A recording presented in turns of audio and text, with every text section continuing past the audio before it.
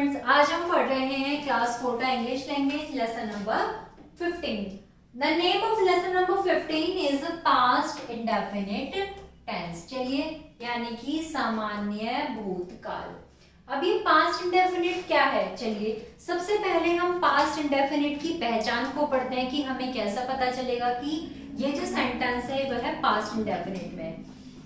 इस काल के वाक्यों के अंत में ता, था, ती, थी, ते, थे आदि शब्द अथवा आ, ई, एक ही ध्वनि आती है। कार्य का भूतकाल में होना पाया जाता है। भूतकाल यानी कि कार्य हो चुका होता है। चलिए, अब हम बात करते हैं इसके वर्ड ऑर्डर यानी कि इसके रूल की, कि इसको बनाने का रूल क्या है। सबसे पहले हम सब्जेक्ट का प्रयोग करेंगे। पहले बच्चों एक छोटा सा करेक्शन है, शायद वो गलती से हो गया है तो आप उसको सही कर लीजिएगा। इसका जो रूल है मैं यहां लिख देती हूं, वो है सब्जेक्ट प्लस वर्ब की सेकंड फॉर्म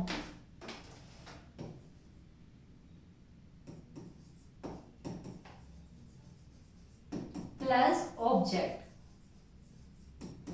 ये गलत प्रिंट हुआ है, इसको आप सही कर लेना।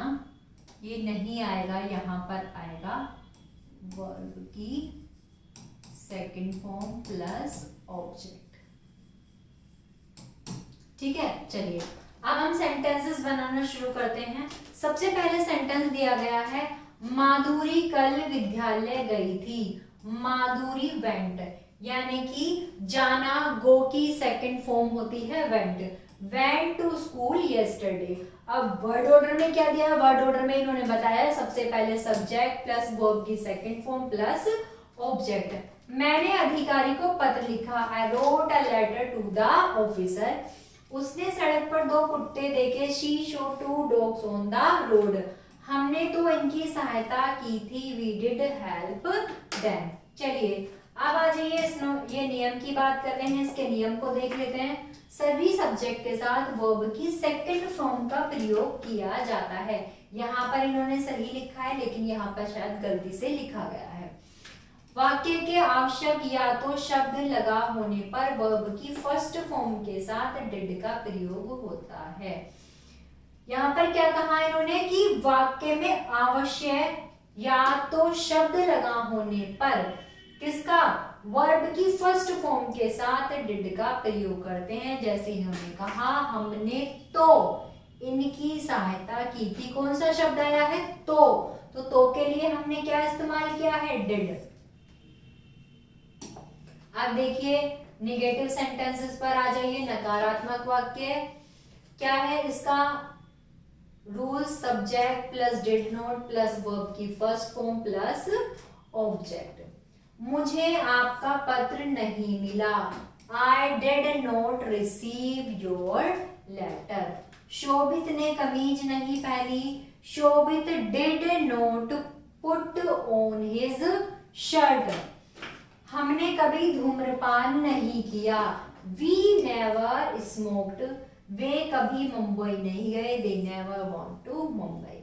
तो प्यारे बच्चों, इन्होंने क्या कहा? इन्होंने बताया कि सब्जेक्ट के साथ हम किसका प्रयोग करेंगे? डिड नॉट का, वर्ब की फर्स्ट फॉर्म का प्लस ऑब्जेक्ट का। अब हमें सेंटेंस दिया गया था, मुझे आपका पत्र नहीं मिला। मुझे क्या है? यहाँ पर सब्जेक्ट है यानी कि आई। डिड नॉट का प्रयोग किया है, वर्ब की फर्स्ट फॉर्म यानी कि मिला, यानी कि रिसीव करना, योर लेटर। अब आ जाइए नियम पर आते हैं। नहीं के लिए प्रयोग प्रत्येक सब्जेक्ट के साथ डिड नॉट लगाकर वर्ब की फर्स्ट फॉर्म लगाते हैं। कभी नहीं के लिए सब्जेक्ट के साथ नेवर लगाकर वर्ब की सेकंड फॉर्म लगाते हैं। देखिए यहाँ पर इन्होंने कभी नहीं यानी नेवर के साथ वर्ब की गो यानी कि जाना, जाने की सेकंड फॉर्म होती है वेंट। चलिए, अब आ जाइए इंटरोगेटिव सेंटेंसेस पर। इसका वर्ड ऑर्डर है डिड सब्जेक्ट प्लस वर्ब की first form plus object. Interrogative यानी कि प्रश्न सूचक वाक्य, जिनमें हमसे प्रश्न पूछा जाएगा। ऐसे वाक्यों में हम डिड का इस्तेमाल पहले करेंगे। क्या तुमने उसको पीटा? Do you beat him? क्या आपने मुझे बुलाया? Did you call me? Suman को अर्थशास्त्र किसने पढ़ाया? Who taught Suman economic?